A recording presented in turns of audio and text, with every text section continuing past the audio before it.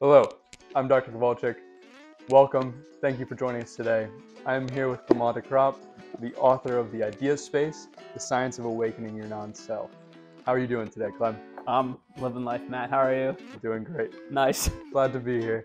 So, I read the book. I'm very interested in everything in it and your ability to kind of convey some very complex topics. And I just want to know more about how you came to get to this point, what drove you to it. So, to start off, tell me why. Why? Yeah, great question. I love it. So I've always been interested in science. So ever since I was a kid, I was always studying math, physics, chemistry, you name it. I was studying it. And so pursued mechanical engineering in school. And after that, I did consulting with IBM. And when I was at IBM, every morning I would continuously read math and physics textbooks because I'm a nerd, and that's how I find pleasure in life. Um, and so I kept reading, and even though I enjoyed my time at IBM, I wasn't very much fulfilled. And so I heard a quote by Naval Ravikant who said, "You got to do something that'll make you money while you sleep." And so I knew I could code, wasn't the best coder, but I read a lot. So I was like, all right, maybe I'll just write a book. So I wrote an outline, and I just started writing about things that I thought withstood the test of time. And that started with math, physics, and history. And so the first edition of the book was 700 or so pages, a little technical. And then this version of the book of the idea space came down to finding a common thread between those. And the common thread was consciousness. And what I realized was for how good today's mathematics and physics is, it had yet to provide a consistent and sustainable model for the mind. And so it wasn't something that I set out to do when I was writing the book. Again, I was trying to write about things that had withstood the test of time because I wanted to write a classic. And in that process, I just serendipitously stumbled upon a way to describe the mind as an idea space, which at its heart is the trivial solution to Einstein's field equation. We can talk about that a little bit more later, but that's kind of the why behind the book. So, the idea space isn't just the title of the book, it seems. It seems like it's a lot more to it. Um, Briefly, do you mind like kind of saying like what is an idea space? Yeah, great question. So the term idea space serendipitously just came into my mind randomly as an answer to the question, what if we applied the basics of mathematics to our thoughts? And so in a way, the idea space is a union between the exact sciences and the humanities.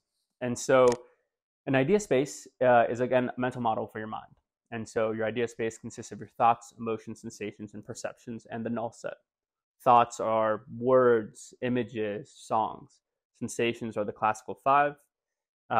Sensation, perception is your ability to recognize something. So, like, this is a book. We all know that's a book. And then there are emotions, which anything from unpleasant to pleasant and everything in between. And the empty set is nothingness, emptiness. So a good way to visualize this is, let's say you have a table with data, like these are apples. This apple is green. This apple is red. This apple is blank. There's nothing there. That's the empty set. It's just the absence of anything. And in terms of your idea space, the empty set is something when you have a beginner's mind, when you're able to approach something without having the bias from just living life kind of judge the way you view it. And so those are the elements of your idea space. And then your idea space has two key properties. The first is it has zero measure, and the second is that's uncountable. So zero measure basically means that it looks like nothing to an outside observer, and uncountable just means that your idea space is in a constant state of flux. It's always changing from one moment to the next. And of course, there's more details that you can get into that, which the book talks about a little bit in a way that's accessible to people, right? I think my mom is able to understand the book, and if she's able to understand it, you will. So do not be afraid if if you think it's going to be technical. There's over 200 pictures in the book, so it makes it nice and an enjoyable read, I'll say. But yeah, that's kind of the basics of an idea space. Okay, so would you consider it a picture book then?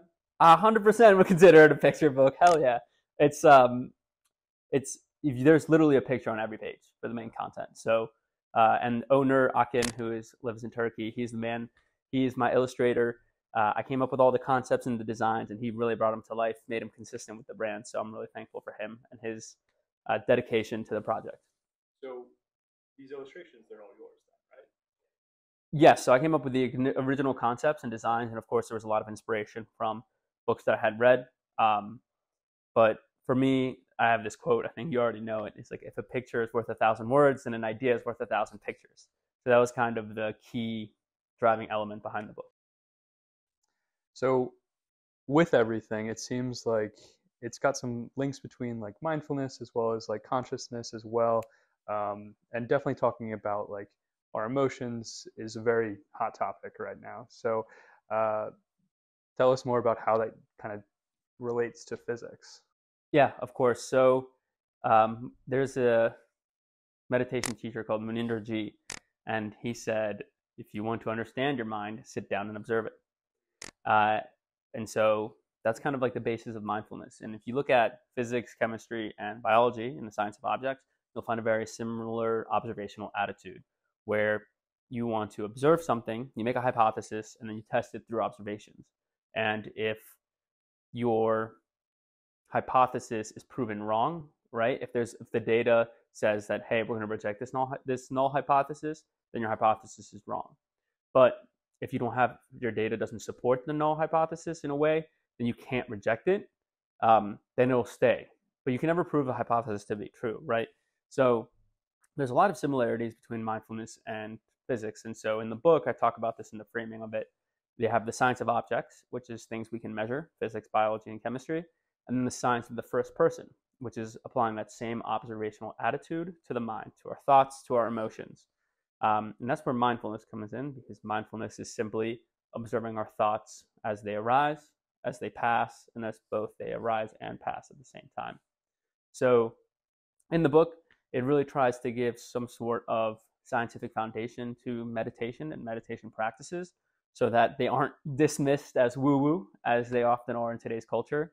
And so you can really embrace their benefits, right? Viewing your thoughts objectively, not attaching to things that you cannot control, right? And eventually, and hopefully, live a more peaceful and purposeful life.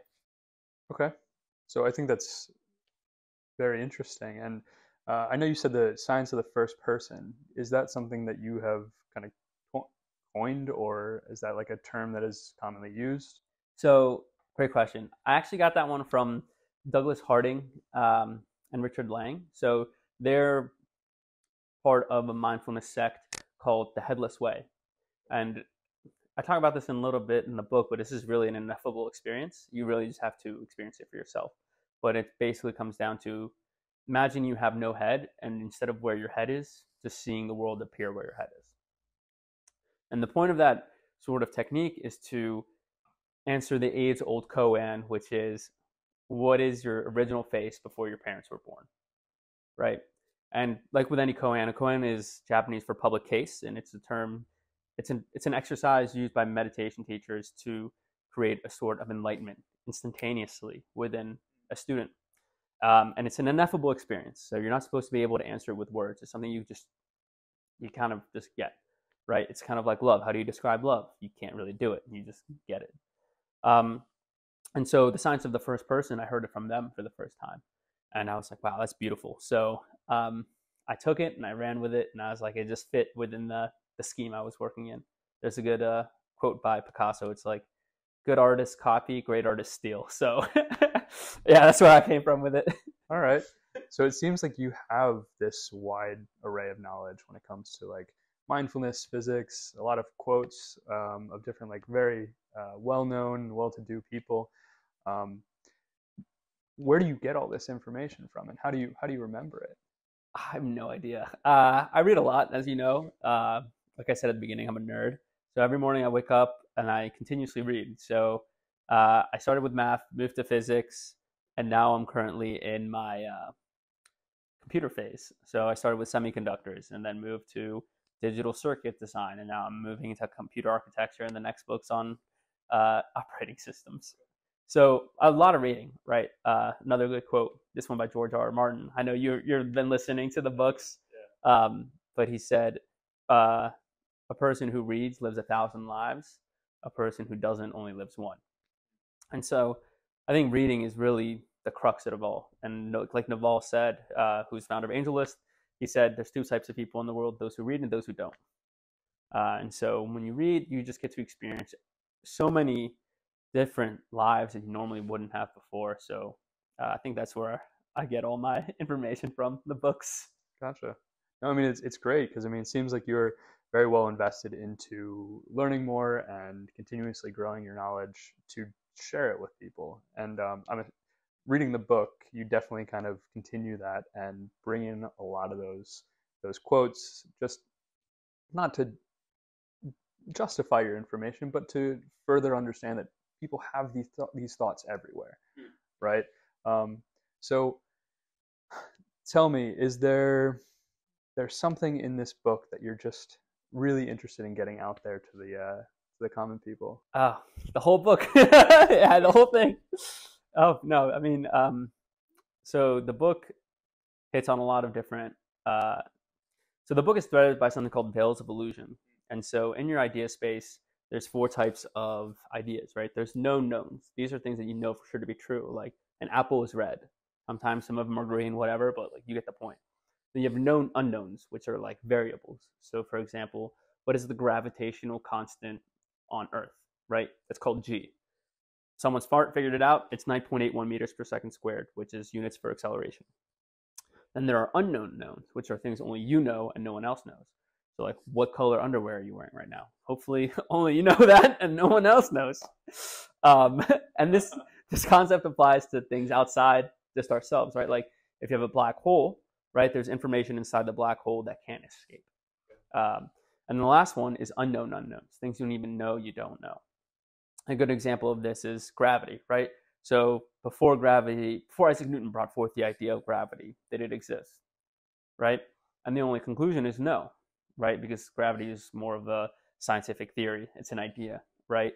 And so back to the veils of illusion, in this book, each chapter is dedicated to a different veil. And a veil of illusion is when an unknown enters your idea space. Because all the other 3 types of ideas, they sit within your idea space. Because either you know it, you have an variable where you can assign to it, or it's something that you know and no one else knows. But how can an unknown, something you don't even know you don't know, sit within your idea space, right? It can't. And so whenever an unknown enters an unsuspecting idea space, a veil of illusion is lifted. And that's really similar to a feeling when you see a magic trick for the first time. You're just like, wow, like you're just like, bang, like Jimmy Neutron, brain blast. So, yeah, so that's kind of like how the book is threaded. And for a specific concept, I think it's interesting. I think my favorite one is the sunset conjecture, which is twofold. The first part of it is everybody lives at the center of their own observable universe, where everything you see is in the past because it takes time for light to go from point A to point B, even if it travels at 186,000 miles per second. And the second part of it, at the center of your observable universe, lives your idea space, hidden from the outside world. So these are a lot of topics that you covered in the book, and there's a lot to unpack there. I know the big one, of course, being gravity is a theory, like what draws us closer to the Earth, then if that's not true. And that's something we can, of course, get into a little bit more, because there is also the sunset conjecture, which you had mentioned a little bit about. I know you get into that a lot with the book, but the center of our own observable universe is such an interesting idea because part of us feels like that's a little bit selfish sometimes, where we think of it as like we are living our own lives, like we are the own main characters. We have our own canon events. You know how it goes. That's how like our but it just, how do we realize that we are the center of our own observable universe without getting too caught up in ourselves? I mean, I know that's a lot to do with mindfulness, but tell us more about that maybe. Yeah, I think the key observation there is that there is no self, right? Your name is just an approximation we use to live our day-to-day lives. And so I'm going to build on that in a little bit, but a good way to like make this concrete is a quote by Richard Feynman, who's a famous physicist back in the day, worked on the Alamo Project, did a lot of other things. He's just bongo player extraordinaire. He's the man.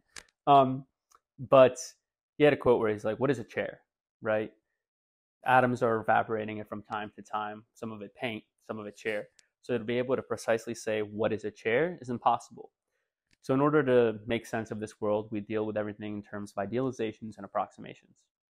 And so in a similar way, like Matt, your name is an approximation for who you are. When you were born, you didn't have a name. Then your name was projected onto you. Similar to how like a dog, you project a name onto it. It takes time for the dog to learn its name. It takes time for you to learn your name. And so if I look at you, I see a person. If I zoom in, I see cells. If I zoom in more, I see molecules. If I take a step back and move all the way back, then you would turn into a city, a state, a country, a planet, and eventually your own observable universe, right? And so that kind of experiment goes to show that your name is just one layer of your true self. It's one layer of your non-self. And your non-self is the amalgamation of everything in the science of objects and everything in the science of the first person. So your observable universe and your idea space. And I think understanding that is the first step to letting go of the attachment of the self, right? Letting go of whatever human tendency leads to selfishness, because that is a human tendency, especially in a culture that has a strong emphasis on I. So I think that's a big part of it there. And yeah, I think that's the main gist of it. Definitely. I mean, it's not just about I. It's like I have this, I have that, and like the capitalistic kind of situation that we're in too. And then also, it's like everyone else lives at the center of their own observable universe. So it's like you have to appreciate that for the other person too, right? And just kind of see like they also live in a beautiful place. So it's being aware of your surroundings as well as not just yourself. Yep, exactly. So, okay. So more so just going off of that, why are we at like the center of our own observable universe? Like what does that mean? Yes. So why? I think it's just the way that the universe is constructed. So the universe as a whole has no center, but everybody is at the center of their own observable universe, which your observable universe is a giant sphere centered on you, where again, everything you see is in the past. So for example, it takes 8 minutes for light from the sun to reach you. And by the time that the light from the sun has reached you, you're seeing how the sun was 8 minutes ago, not how the sun is now. So if the sun exploded, you wouldn't know about it for 8 minutes. It won't explode. And so you can extrapolate this concept further and further out. So the center of the Milky Way galaxy, it took 20,000 light years for that light to reach you. So you're seeing how the center of the galaxy was 20,000 years ago. And then you keep going back in time. And you just keep, the farther you look, the farther back in time you're seeing. And so then you get to this idea of, well, what's the farthest back in time that we can see? What's the farthest that we can see? That's the same question. And the edge of your observable universe has to be the creation of the universe. It has to be the beginning of time, because you're always looking back in time, right? That's the only thing that makes sense. And similarly to a sunset, this is why it's called the sunset conjecture, because picture yourself on a beach, right? You're just walking, it's sunset, the sun is setting, the light's golden rays are reflecting off the water right towards you. And you're like, man, this is beautiful. You tell that to your friend, and your friend looks at you and he's like, no, you idiot. The sun's golden rays are reflecting off the water towards me. And so you're both right in this case, right? You're both at the center of your own observable universe. And again, if we extrapolate that idea out, the edge of your observable universe hits you uniquely, then it hits me. You have your sphere right over there. There's a part over there that's hitting you right now that's not hitting me. I have a part over there that's hitting me that's not hitting you. And so the gravitational effects of the Big Bang are unique to each individual. And so everyone's perspective of the universe, from a butterfly 10 meters away to the edge of your observable universe, is unique. One thing we learned in physical therapy school was that one angle is no angle. So like looking at it from different angles, as well as like from different people's perspective, seems to be very important. And going off of that, I think that we have so many similarities that we need to take into account. It's almost like that Venn diagram where we have overlap, but we share separate experiences for ourselves. And of course, we can share so many experiences with so many different people, but there's always a part of us that is us and unique, in that like that center that you keep referring to. Yeah, and I think the book shows us how we're all really unique. But there's 100 pages of bonus content online for free if anyone wants to check it out. And one of the chapters there is called The Cosmic Calendar. And it just looks at the evolution of the whole entire universe up until this point in time. And the interesting to note there is exactly to your point. Like, even though we're all different and unique, we're all not that different after all, right? We're all human. our DNA is like 99.9999% the same, right? Our cosmic evolution has been the same. We share a similar ancestry. So it doesn't really matter whether you're black, white, and Jewish, is Muslim. Like, you have a share a very similar upbringing. And I think there's a big dilemma, especially today, when you look at what's going on in the world, where it's obviously there's a lot of different drivers attacking these, but I think one of the main concepts is like the macro idea space built around the way people think, especially in religion, which is for the most part a made up human thing. And we can talk about that later. But I think recognizing the macro idea spaces around us and not being dominated by them and not being influenced by them is key aspect in order to live a life that is fulfilling, because macro idea spaces aren't real. As Yuval Harari says, they are imagined realities. So it's interesting because, I mean, anything can be considered a macro idea space. Like, having this conversation could be a macro idea space. I do think that some macro idea spaces probably provide a little bit of like a framework to the way we live and are beneficial in the moment, but removing yourself from that kind of that situation gives you a little bit different perspective. Not everything has to be centered around that. Yeah, and it's like, even if it's not real, it's still useful. Like, laws are not real, but they're useful. Languages aren't real, but they're useful. Religion isn't real, but it's a useful way to like find meaning in this world, right? But if you attach yourself to those ideas and make it a personality, make it who you are, you're only going to get hurt because you're attaching yourself to something that's impermanent, that's bound to change. And when it changes, you're going to suffer because you want it to be a certain way, and it's going to change. And so you'll suffer from that. Okay, very deep.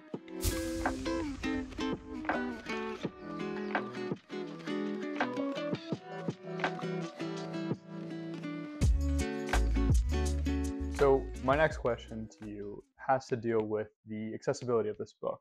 And I know you said earlier that your mom could read it. I know I could read it. Tons of pictures, tons of quotes. Tell us a little bit more about the flow of things, how everything kind of relates back to the idea space. Like, what is happening in the book? Yeah. So the book starts off with, the beginning starts and ends with a fictional story to get you kind of into the mode. It tells you everything you need to know about the idea space, and then just to bring the book full circle at the end. From there, it gives you a brief welcome to the idea space, which is just an introduction of the idea space. Get familiar with some of the concepts like awakening, what it means to non-self, things of that nature. And then it goes into each of the different topics. So the first one is understanding groupings and clopen. And clopen is just two things that are opposite, but that are simultaneously true at the same time, like closed and open, hence clopen, true and false, same time.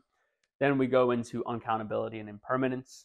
From there, we talk about non-self through fractals. Then we talk about the sunset conjecture, talk about movement, what happens when you move through space and time.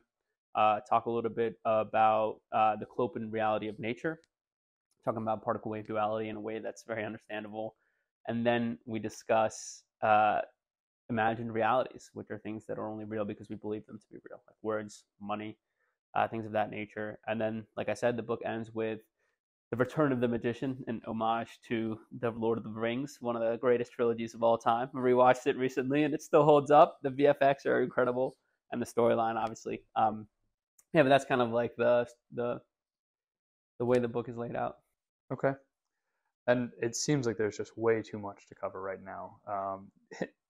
From what you said, I mean, particle duality is just a topic in itself, and that is a deep topic. But from what I read in the book, it was very understandable. It was very, very easy to kind of digest, and how it relates to, like you said, like the clopen. One of my friend's moms, she refers to some clothes as like clerdy, like clean and dirty at the same time. So that's what I think of when I think of clopen. You could wear it again, but at the same time, it's like it's a little questionable. I should change the whole book to clarity. Change that whole chapter to clarity. That'd be way better. I think some people would understand it. Yeah, more. people would get it. It is a hard topic. So definitely something that we should talk about is the clopen. So I mean, if you want to, I mean, just a little bit more of a snippet of like, yes, it can be both, but what does that mean? Yeah. So in math, something is closed is when it contains all of its limits. So like all of the points are inside of it. And something is open when not all the points are inside of it. So a good way to think about this, imagine you have like a circle, like a disc. If all of the points inside the circle are in the circle and the points on the boundary are in the circle, then that's closed. Something that is open is all the points inside the circle are there, but the points on the boundary aren't there. So another way to visualize is if like you have a number line between the points 0 and 5. If the points 0 and 5 are included, it's closed. If the points 0 and 5 aren't included, then it's open. And if you play video games, I like visualizing it like in the glitch, right? When you're like running up against the wall and you're just like click, click, click. That's open. When you finally go splat against the wall, that's something that's closed.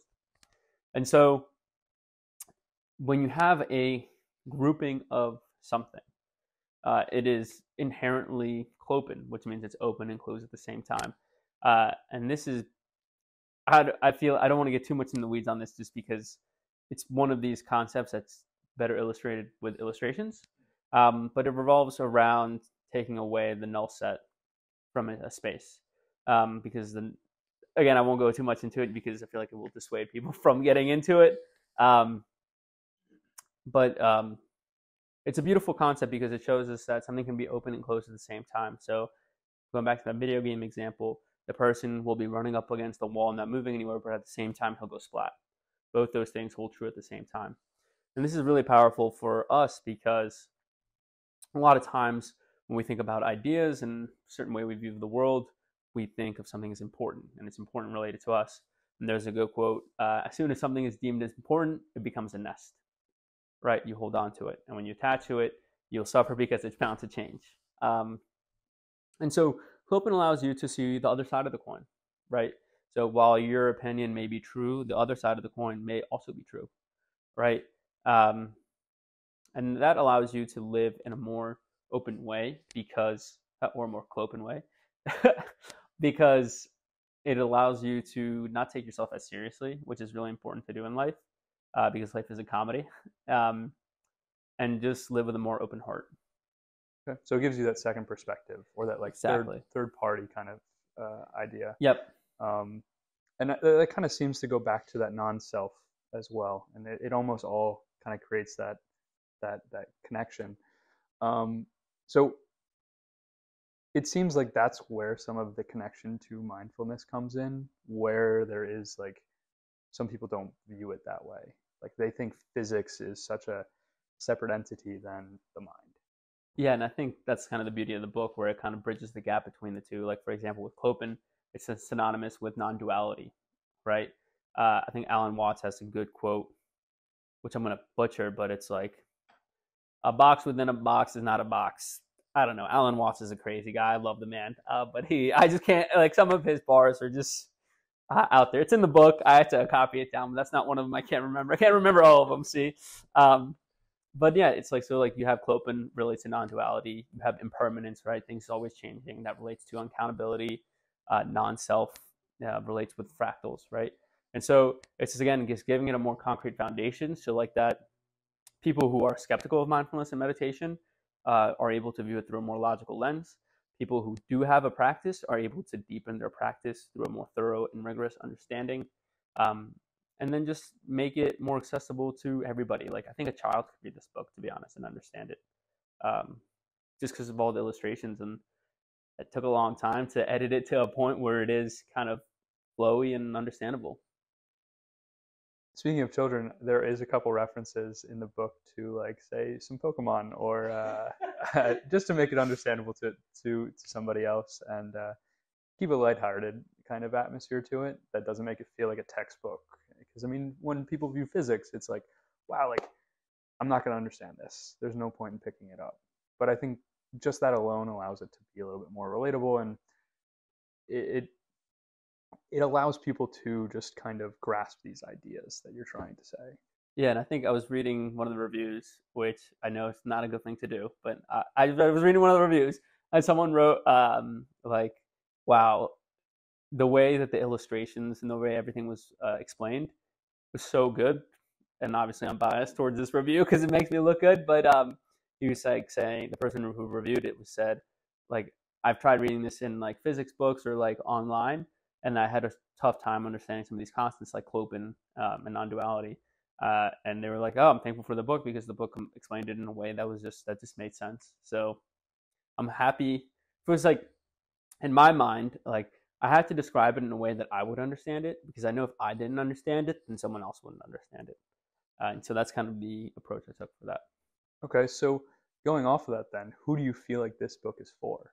Great question. So I talked a little bit about people who like mindfulness and people who are skeptical of mindfulness. I think that's a big target audience. The second one is anyone in a transition point in life. So whether you're coming out of college, you're recently retired, you're changing jobs, you're moving, you're having a kid, you're getting a divorce, you're like starting a new life somewhere else. Like if you're just need to find purpose in life through the transition point in time, I think this book is for you. Um, and then the last one is anyone who's scientifically curious, right? This book is all about science and the science of awakening your non-self, right? So if you are excited about the deeper truths of our world and looking at those through an objective lens of science, then I think you will inherently enjoy the book.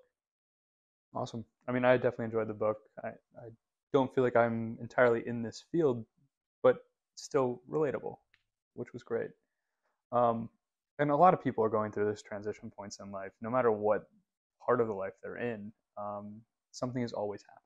And that's why that one is kind of a cop out because like the world is impermanent. The world is in a constant state of change. So everybody's always in a transition point of time. So it's applicable to anybody, but I feel like it's good to kind of have concrete target audiences. Otherwise, if you're writing a book for everybody, you're writing a book for no one. So definitely have to have your target audience in mind. So with that, for people who are going through these transition points, they always look for, say, like a book to tell them to get out of this, or like that self-help like kind of mindset, like guru. That do you feel like this is something to like? Tell me more about that. Yeah, 100%. So I don't think this is like another self-help book because it doesn't tell you what you have to do. It doesn't tell you to do anything. I mean, there's like one piece of advice I have in there around like the 3 U's, where like if you have a decision to make, you do like what would past you do, what would present you do, and what would you future you do you. What would future you do? And then you just make a decision based on an arbitrary weighting to each of those. But for the most part, the book just describes the universe that you're in, so it gives you the tools to make a decision for what you want to do. Because I don't live your life, you live your life, right? You know what you want. So the book just shows you what the world is not, so you have a better understanding of what the world is, right? And that's what the definition of awakening is. Awakening is to know what the world is not, what reality is not. So a good example of this is the dress, right? Everybody's familiar if you're with a dress. If you're not, look it up online. A lot of people see black. What color do you see? I see white and gold. I see black and blue, right? So like we're both looking at the same thing, right? No matter what, I'll also see one color, you'll always see the other color. So that's kind of like a moment of awakening where like reality is not what it seems, right? And so going back to the veils of illusion, every time a veil of illusion is lifted, that's a moment of awakening. So it's a similar experience of realizing what reality is not. And so going back to the self-help thing, by understanding what the world is not, you have a better understanding of what the world is. And so you won't be attached to certain things that gives you grief in life, that are impermanent, that are imagined realities, right? Such as your job title, and like things of that nature, and allows you to focus on what truly matters, right? Relationships with people, your physical health. I think that's like the most important thing, right? And yeah, just take life into your own hand. There's a good quote that I put in the end by a Zen master where it's like, all the guidance from all the Buddhas and all the worlds will not help you if you don't help yourself, right? And so the book is kind of like a guide in a way for you to help yourself, without telling you what to do. Just like, yeah, it helps you see the world yathabhutam, which is Sanskrit for just as it is. Okay, so I do agree with you because a lot of these like self-help books are so centered around like do these daily things or like think outside of the box in this specific way, but like they make it feel like it's a one size fits all kind of model, and that's it's like copy paste over and over again. It feels like saying that from somebody who's read like a countless amount of them. Like it definitely felt different when reading this book, because you're right, it didn't feel like it was being shoved down your throat to like do something different, but rather like view things differently than it was. So it was good. Kind of mix between the two. Yeah, and I think there's like this idea of like one dharma, and like dharma is like a rule to like live your life. So there is no one dharma, but at the same time there is one dharma, the dharma of your life, because how you live your life can only be lived by you, right? So it's important to live your life instead of somebody else's. So it seems like these quotes that you're using, and I know we're going back to this a little bit, but it seems like they kind of resonate with you in the way of like koans do. And I know you had already mentioned what koans have been and how that really affects your life. Do you feel like everybody should start looking into koans, or? I think everybody does subconsciously. So part of the book talks about how you build the large scale structure of your idea space, or how do you build the large scale structure of your mind. And the analogy is that koans are synonymous to black holes. So in space-time, black holes can get so massive where a black hole is just a rip through the fabric of space-time. So if you have a trampoline, imagine putting a ball on it. That's like a star. And then marbles gravitate around the star, the bowling ball. But if you have a bowling ball that's so big, it just rips through the trampoline. But instead of the trampoline flinging back upwards, it stays pulled down. That's kind of what a black hole is. And so at the center of galaxies, there's ginormous black holes. So in a similar way to how black holes form galaxies, koans, which are those quotes, it could be a song, it could be a moment of realization that just really captures the identity of an idea space, right? A pure essence of an idea space or a moment in space-time. That creates the principles of your idea space. So for example, when we're talking about impermanence, there's a koan that resonates with me and I resonates with other people. It's no man steps into the same river twice, for it is not the same river and he is not the same man, right? That quote captures impermanence beautifully. So all the other ideas will just flow around that koan and that quote as some sort of principle. And the beauty of the koan is that a lot of times in life, we'll be thinking about things and our thoughts will be spiraling out of control around an idea. But when you're able to find the koan to it, you can just go back to the koan, right, and just jump through the koan wormhole, as I call it in the book. And that way the spiral stops. And that's really nice because the spiral is when things get out of control. I'm like sure everyone here has experienced that at least once in their life. Yeah. And it seems like spiraling can happen for any type of reasons. And of course, like grief being like the biggest one. And just people kind of ruminate on those like really awful thoughts and just like how their life is kind of is all revolving around that. So I'm sure these koans and these moments of like just enlightenment can be found anywhere. It doesn't have to be from a Zen master. It doesn't have to be from like some ancient book. No, most of the times I'll be listening to a podcast and someone will just say a bar and I'm just like, yeah, it's sort of like even a song. Like I love J. Cole, one of my favorite artists, and he'll be like, if you ain't aim too high, you aim too low. It's like simple, but like it just hits. I'm like, oh, all right, J. Cole, I see you. But like everywhere, yeah, that's the beauty of koans. Like you'll find them anywhere at any point in time.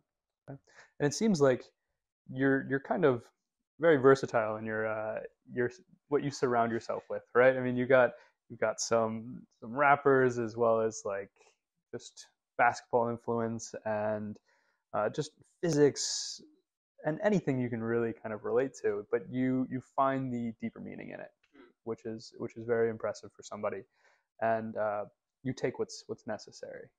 There's a quote by Confucius. I love my quotes. It's everything has beauty, but not everybody can see it. So it's like the beauty of life. Like life is beautiful.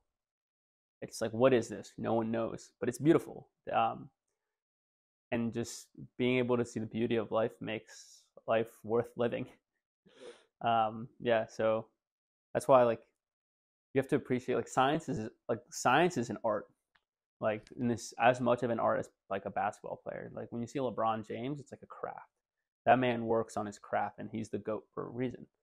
Like you look at people with scientific theories, like Alan Guth made something called inflation. Like he's the GOAT because it's like that is such an abstract idea and that's a craft he worked on for a while, and then he had a moment of enlightenment and got it. The famous double box where he just like drew two boxes around. He's like, oh snap, that's it.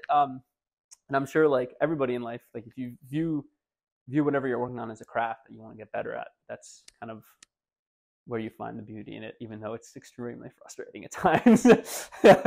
Yeah.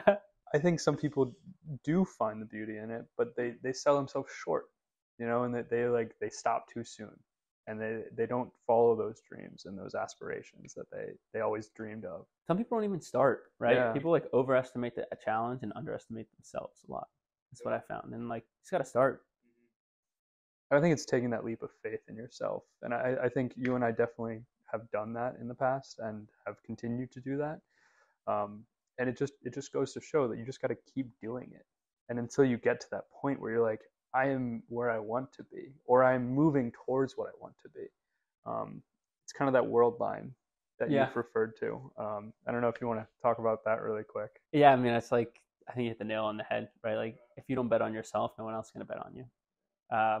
Whether that's financially or just time-wise, like sweat equity. That's why I get a lot of inspiration as well from like the venture capitalists and startup community, just because they're grinding out there to create like a product that can change the world, right? You just look at ChatGPT. That's been such an interesting rise, just because like, OpenAI was a nonprofit for a long time, and they were just getting funding on zero interest, right? I think Sam Altman talks about this. He's CEO of OpenAI.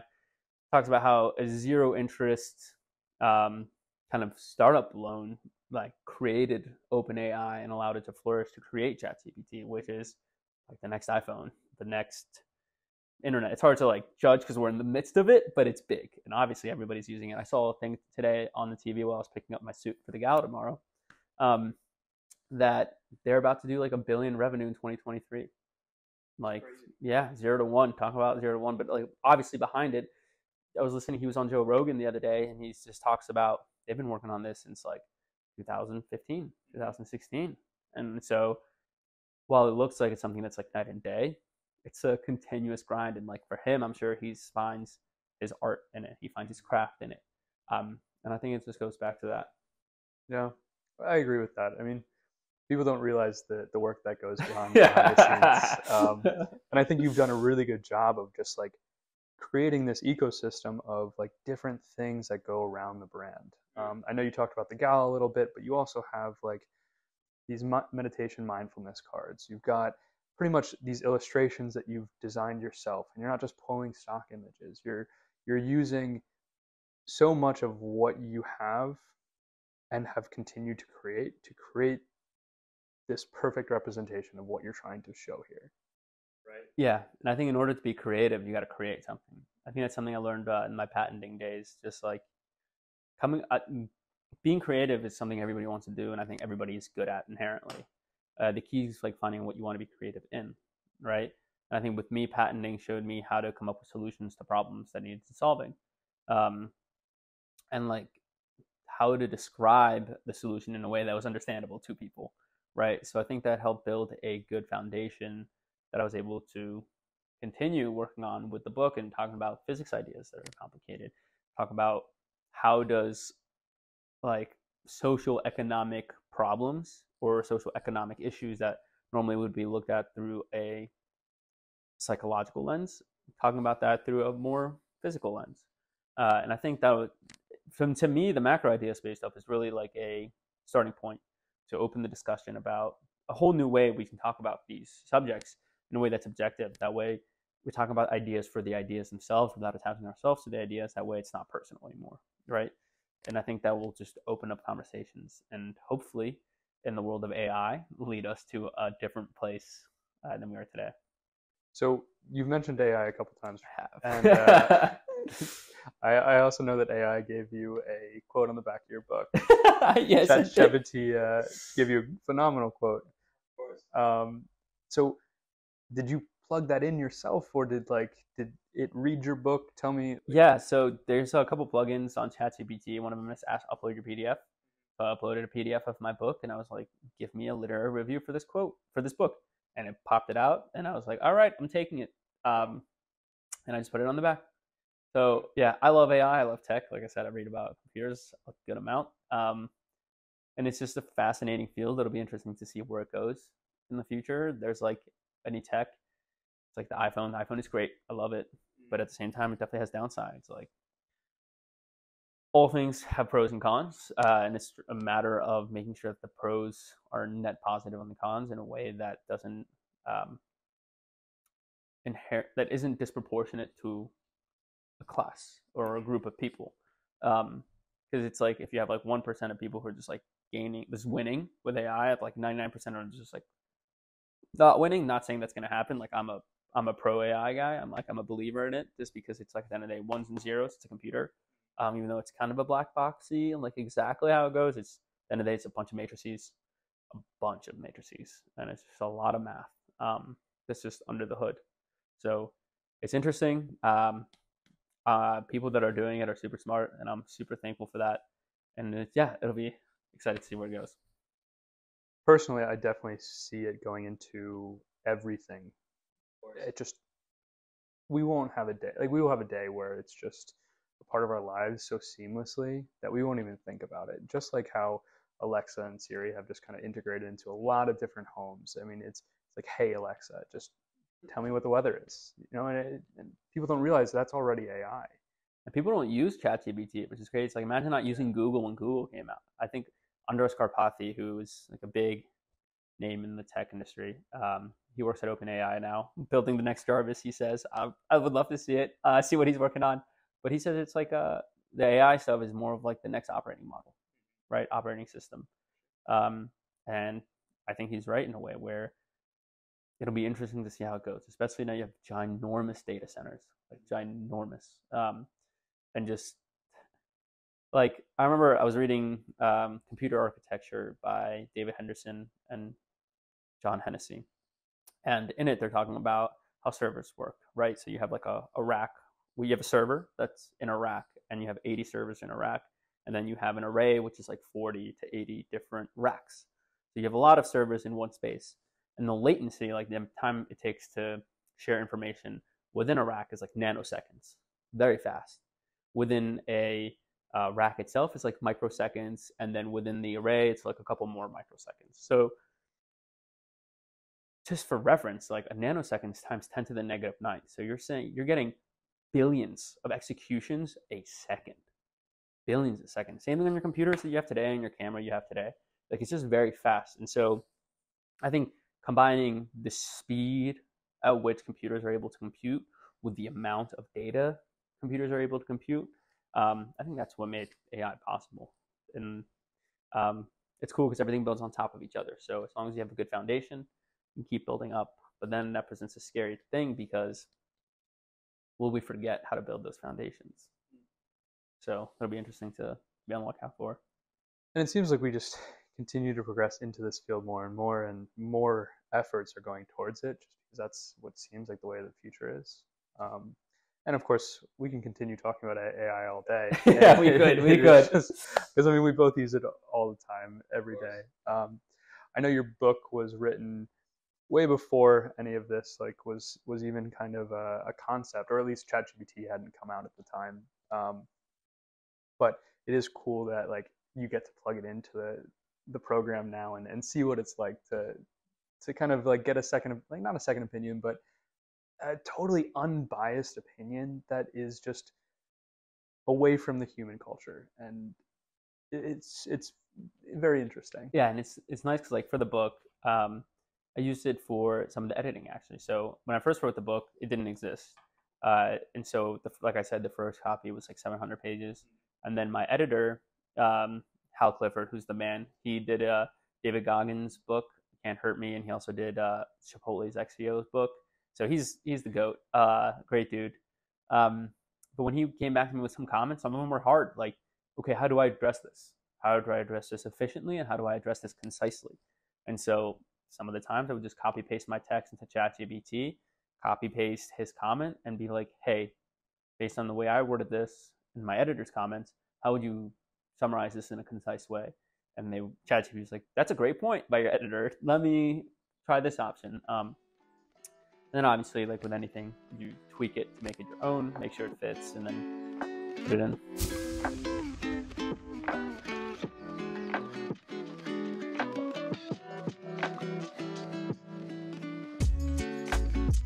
So I know we talked a lot about AI already, and I do think that there are some other things that I'd love to cover before we finish up here today. Um, we talked about the other things like the cards that you've produced, as well as the big gala that you're having tomorrow night. That is going to be amazing. So I want to show everybody some of the stuff that you've done. Here's the mindfulness prompts, as well as 100 daily mindfulness exercise cards. I got this one. It's right here. So pretty. A little bit of a plug, but you can of course find these on Amazon. But so tell me more about the inspiration for these two things. Yeah. So these actually came out way before the book, and a couple of different points of inspiration. The first, from an early point, I was told you can't make money while you can't make money on books, and so from a very early stage, I was like, all right, well, I got to figure something else that's more sellable. And so I looked into the meditation cards, and they fit well within the scheme, and they related to the book, right? Trying to build an ecosystem where everything kind of built on top of each other, where one thing blows up, everything blows up. And so I made these mindfulness cards, and they're great because they're a good transition into the book, where if you're not as familiar with mindfulness, then it gives you a sort of springboard into that realm, that space. Some of these cards, especially the 100 daily meditations, are more, some of them are like based on the book very concretely. So it gives you some of these ideas and some floaters so like that you're not kind of brand new to them. And if you start with the book, then that works out great too, because I think, again, the book is very digestible. And then the cards helps you bring them into practice, helps you bring them into your day-to-day lives. So like that you can just manage life in a more manageable way. And then the second deck, which was our first product, 100 Mindful Prompts. This one is more of like a day-to-day on the go type vibe. It has a quote and challenge on the front side for the day. And the night side, you flip it, and then you have a quote and a reflection for daily meditation. So I think, again, it's all about building an ecosystem where we're able to take a more logical approach to mindfulness and meditation and give it to people in a way where it's not only you have like the heart with the book and you really understand like where it's coming from, but then you're actually able to build this into your daily practice, into your daily life with the cards. And so we've been selling the cards on Amazon for around a year now, and they've been doing really well. Last month, we did $30,000 in revenue, which was an all-time high, and we're growing around like 20% every year. So feels good that they're selling. Next step is to get into wholesaling, and then doing some speaker events, some speaker engagements, talk about the idea space, different audiences of any kind, and just kind of build from there. So there's a few things that I want to kind of unpack there. One, the speaker engagements, but we'll come back to that. The one that I wanted to focus on first was these cards. I think a lot of people go to their phone initially when it comes to like Headspace or like those apps that are out there for mindfulness that we know and love.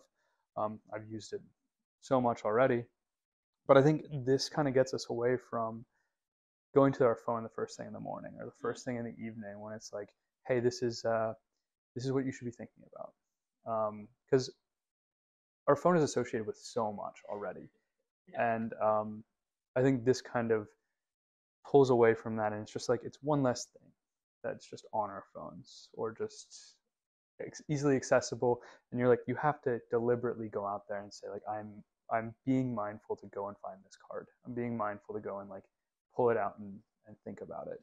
Yeah, and for me, when we made these cards and they released, I use them every day, right? If you don't use your product, then it's not a good product, in my opinion, right? And so it was good because when I first used it, so there was not some defects, but like some improvements, right? You're not going to get it right on the first try. And so we've just kind of been making some small iterations on the cards so that they are more accessible. So like changing the order, changing some of the cards themselves to be allowed to reach a more diverse audience, right? And I think, yeah, you hit the nail on the head around the phone. One of the reviews for the cards is that it's nice to have a reminder that we don't have to be on our phones all the time, right? Staring at a screen. And I'm guilty of looking at my phone in the mornings and before bed. I try to do it less and less. But this is when I do the cards, it's a good way to get off the phones, like you said, and make a conscious effort to do something else. And it's not rocket science. When you look at your phone before bed, it's harder to fall asleep. And when you don't look at your phone before bed or at screens in general, it's easier to fall asleep. So they're definitely helpful for people. And I think they each tie into each other so well. Like it's not just like the book is its standalone self. It's like they lead to new understandings all the time, and it's not just your stuff. It leads people to explore more. And I know we covered that a little bit of just like getting out there and understanding the world around us is so important just to live the life that we should instead of living through that phone. Yeah, and there's another good quote where it's like, awakening is inherent in every individual, but without practice, it'll never come to fruition, right? So, 100 mindful prompts are really like koans. We talked about this a good amount already. They're like the black hole of your idea space, right? And by this card deck helps you build the principles, or helps you better see the principles that you may already have, right? While the second one gives you the daily practice, just deepen your idea space, kind of be aware of where everything is in there. And if you're in times of trouble, gives you the tools that you need to kind of come out from those. Sure. It definitely has helped me. I've tried using these for a while, and these are mine. So, and I'm of course a big supporter of this because it is something that people just go through life without thinking. Yeah, that's very true. And even like as an example, like when you have road rage, it's just like, hey, take that step back. Like, why are you upset? Just understand your surroundings, and it's not going to get you any faster there if you're like upset with the situation you're in. Yeah, I think there's a good Joseph Goldstein in his book Mindfulness where he writes, a lot of times when you're upset, you have to realize that you're upset at a thought, like just a thought. And whether it's a thought about something about the past or something about the future that didn't even happen yet, a lot of us, myself included, sometimes like I'll be thinking about like, oh man, what can I do here? Like I should have done this differently. And if you don't pay attention to that and you just let yourself be fed into that, you'll just continuously spiral, and then it'll just get out of control. And those thoughts trigger emotions, right? And then emotions, you can usually feel them throughout your body. And your body will tense up, and you'll just feel not good. So that's why it's important to be mindful both externally and internally, right? So internally of like what is happening inside your body, is that relating to any emotions at all? And can you work out? Can you stretch? Can you do things physically to help alleviate some of that stress? And then externally, where um, let's face it, like other people's lives can sometimes impede on yours, right? Like if someone is upset around you and they're crying or they're stressed, you will tend to be stressed as well. That's just natural. You just feel empathy for them, right? But I think through building a deeper mindfulness practice and through understanding life in a more objective way, you're able to empathize with the people without letting their idea space kind of overflow into yours, right? And that's like the goal of the practice, right? Like short moments many times. There's in Pali, there's a type of person called an arahant, which is a fully awakened individual who is just mindful 24/7, just always on, bang, bang, bang. Um, Personally, I don't think those fully exist, right? Um, it goes back to the short moment many times. We're all human. We all get distracted. We all are evolved from monkeys. So we have our monkey brains that are always just like, ooh, banana? Where? Squirrel. Squirrel. Exactly. Up, the classic squirrel. Exactly. So yeah, I think it's just like coming back to the present moment, because at the end of the day, that's all we really have. That's the only reality we have. Everything else is a figment of our imagination.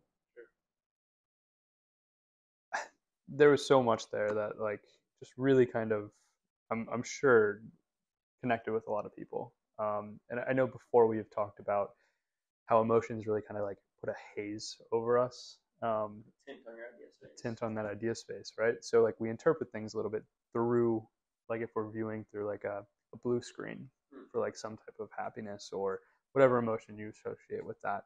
And it's a great way of understanding them a little bit more and taking those short moments to say like, oh no, like I can pull back from this. Of course, like some people like to stay in that happiness moment, but like if it is that other emotions where it's sadness, grief that we've talked about before too, can really affect us. Yeah, but I think the key is like, if you're happy, don't be like, all right, I'm not supposed to be happy. It's like, no, it's like, stay happy, but notice like the happiness won't last forever. But like, appreciate when you have that happiness. But if you attach yourself to the happiness, you're just gonna be upset when it's gone, right? And then with the unpleasantries of life, uh, that's when it's important not to attach yourself in the same way you wouldn't attach to the happy ones, where you just notice the emotion for what it is. And with negative ones, you'll notice that the half lives can reduce greatly. I think we talked about this a little bit earlier on too, but yeah. So a lot of the time we kind of get caught up in these emotions, and you must be feeling so many right now. What is going on in your head? Yeah, so we have the gala coming up tomorrow, which is exciting, and then we have the book tour coming up after that. The gala will be cool just to like see everybody. Releasing a painting as well, which you can find on the website at theideaspace.io. It's the digital render. The actual painting itself has one element that's different. It has got Waldo, so you got to find Waldo. And then the book tour. Yeah, the book tour is gonna be fun. We're gonna be there for 4 or 5 months. So we're gonna start in Philly, New York, move all the way to Boston, go all the way across to Penn State, the old stomping ground, Pitt, Chicago, Minneapolis, South Dakota, North Dakota, Roanoke, Seattle, Portland, down the coast to San Fran, LA, back up to Vegas, to Utah, Denver, Kansas City, Nashville, and then back. And then that's part one. That'll end like December. And then part two will happen from afterwards in early to January.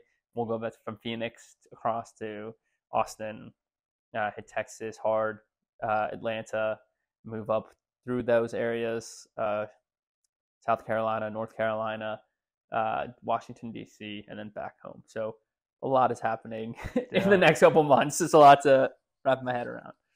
So, I mean, tomorrow, right, this awesome gala that you're putting on, just for friends, family, loved ones, they're all coming to support you. That's got to feel amazing. Yeah, it's my own wedding. Everybody's getting married, and I'm having a gala. Yeah, so a bit cheesy, but it'll be fun. It seems like everything is coming together in this perfect moment for you, and I know you're like, what else is going on? Like, yeah, so like I would say the stars are aligning in their own way. Like I released 6 months ago, I said the book was coming out October 10th, which happened to be World Mental Health Day. That was serendipitous. Tomorrow we have a solar eclipse. I'm like not big into that realm, but that's still cool. We get a solar eclipse on the day of the gala. And then yeah, just looking right now for speaking engagements across for the book tour. So if you're in any of the cities, we'll put up the book tour right here, a nice big thing for it. Check it out. Yeah. So if you're in those areas and you want to speak, happy to speak. We have a couple of events lined up already, talking to med students, talking with professors, talking a little bit of everybody. So it'll be interesting to get that on the road and spread the message, because at the end of the day, it's not about the money. I'm watching The Dark Knight. Love Christopher Nolan. He's the GOAT. And in it, the Joker had a message or a quote where he's like, it's not about the message. It's not about the money. It's about sending a message, right? When he's burning that pile of money. And although this is not me trying to burn down Gotham City, I'm trying to send a positive message with the idea space. I think that's the most important part, like sending a message to people who normally wouldn't hear about this, and trying to improve their lives in a way where they can not attach, but like appreciate life for what it is in an objective lens. Sure. I mean, definitely not as maniacal as... Definitely not as maniacal, yeah. Some people just want to watch the world burn. That's not me. No, of course. We're just trying to do the opposite. Trying to teach people about being mindful, which is and science at the same time. Course. Yep, of course. So during these speaking engagements, I'm assuming you're going to be doing some like podcasts, stuff like this, and just trying to get your ideas out there. Yeah, a couple podcasts, a couple conversations with clubs, universities. Can talk about like the idea space white paper, anything about physics, how the idea space relates to kind of everything around us. Then also talks about a lot of these other subjects I'm interested in. Like I said, I do a lot of reading in the morning, so computers, nuclear reactors, rockets, those are all domains I have done a lot of research into. not an expert per se, but like I feel like I know what's happening in those worlds now, for at least a little bit. Yeah, so excited to like just talk to people, get to meet people. Like I said, the goal is to travel the world, right? And so it starts with the U.S. tour, then moves on to like perhaps a Euro tour, an Asia tour, an Africa tour, and just trying to meet different people across the world, learn from them, learn from their cultures, learn from just individual people as themselves, right? And just get the opportunity to meet new people and cool people who are working on cool stuff. Sounds amazing. I mean, to be able to do something like that and explore the world while also just kind of sharing ideas is, you will run into so many people.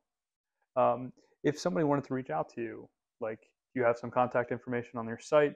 I know you already had mentioned it and where to find it, but yeah, just to reiterate, my website's theideaspace.io, so you can check the books on there. The cards are on there. The free bonus chapters is 100 pages for free. But if you're more of like a hands-on person, you can buy them hands-on, but it's for free. So you have the PDF.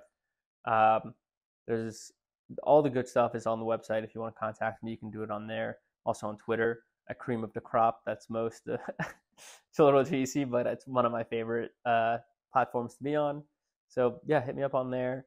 Happy to talk with anyone who's interested in this. Yeah, and just looking forward to seeing who's reaches out. Okay. And I know this might be a little bit preemptive, but I know that you've already kind of finished all this. Is there anything that you are working on right now that you're just like? Yes and no. I have some other theories that are in the pipeline. From I've read like 700 pages at first, and in there was some interesting stuff on quantum gravity, through looking at that through the lens of topology, which needs to be refined a good amount. But it's like an interesting piece of the puzzle, I would say. And then I think my next venture would be to work on a hard problem with very smart people. So I feel like this was a very individualized task, writing a book and getting that out there. And I think my next stage would love to work with people on a problem that combines computers with nuclears, physics, and either rocketry or something of the sort. I think that would just be a fun problem to tackle. Cool. Yeah. I mean, it seems like this will definitely get your name out there, as well as some other things that you are doing. So I can't wait to see what else you got in store. Yeah, I'm excited. Yeah, it sounds like a good time. Well, I do have to say thank you for coming on and joining me today. Of course. Least I could do. Thank you for having me. Yeah, I mean, it's a cool experience to get to kind of talk to somebody like this, as well as kind of further show people what else is going on in behind the scenes. Yeah, and I think this really like scratches the surface. There's so much more content inside the book that we're not able to talk about, like Clopen. It's like it's something that's easier understood read, or like me drawing it out for you. So if you're interested in any of the things I talked about, check it out in the book. There's ebook, black and white versions of paperback and hard copy. So your dealer's choice, as they say. Yeah. So I don't want to spoil too much, of course, yeah. But yeah. Of course, yeah. Gravity's not real from a crazy person standpoint. Gravity's not real from like, oh, it's a scientific theory that has to be tested. And if it doesn't pass testable observations, then it gets proven wrong. Yeah, and there are some things out there that I've already have, so we don't have to cover that right now. But yeah. Yeah, cool. Well, thank you again for having me. This was fun, Matt. I'm sure we'll do this again soon. Think so. Yeah, awesome. Good deal. Thank you, See guys. Everyone. Thanks for joining.